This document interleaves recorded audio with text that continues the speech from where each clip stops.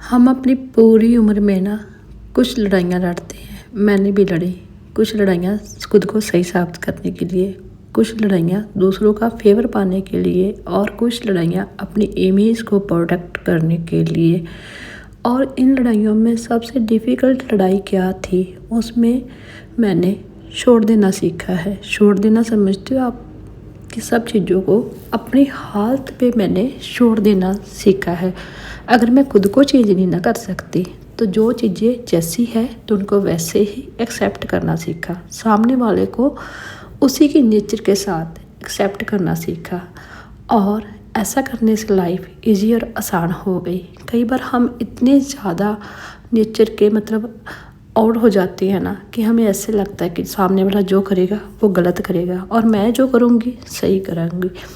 For example मैं बताती हूँ, मैं भी किसी टाइम ऐसी थी कि सामने वाले ने अगर पानी के ग्लास को भी टच कर दिया तो मुझे डाउट होता था कि उसने पानी पता नहीं कैसे पिया होगा, ग्लास को कहीं डिप नहीं कर दिया होगा या कैसे हैंड के साथ टच करा होगा। और ये चीज़ें आपको बहुत ज़्यादा प्रॉब्लम क्रिएट करती है आगे जाके।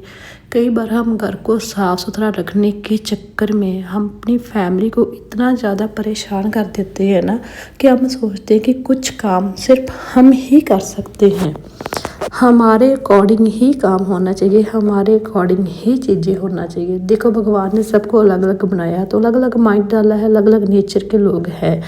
फैमिली के साथ अगर हम घर पे रह रहे हैं, 2 रह रहे हैं, 3 रह रहे हैं, तो हमें उनके अकॉर्डिंग चलना पड़ता है। जब हम दूसरों के अकॉर्डिंग चलने लग जाते हैं ना तो देख लेना लाइफ कितनी ईजी और आसान हो जाएगी।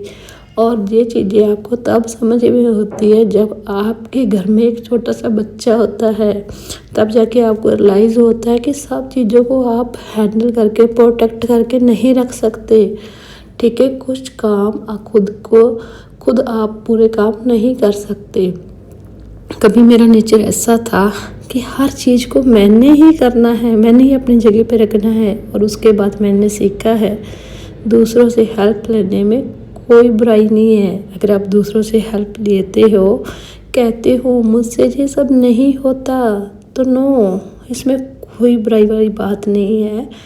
देखो, अगर आप चीज़ों को छोड़ देना सीखोगे तो लाइफ बहुत ईजी और आसान हो जाएगी। अगर खुद पे ही बर्डन रखोगे, चीज़ों का स्ट्रेस रखोगे, तो इससे डिफ़िकल्टी होगी। आप बीमारियों को ही सद्दा दे रहे हो, डिसीज़ को ही बढ़ावा दे रहे हो, स्ट्रेस को दे रहे हो फालतू। अगर खुद को थोड़ा सा टाइम देना है, दूसरों की हेल्प लेना सीखिए, जो जैसा है उसे वैसा ही एक्सेप्ट करना सीखिए। खुद के लिए टाइम निकालिए, थोड़ा टाइम बालकोनी में या घर के बाहर ऐसा कॉर्नर पकड़िए जहाँ पे बैठ के आप आराम से सुकून की चाय पी सकिए और अपने आप से बातें कर पाइए। Thank you so much.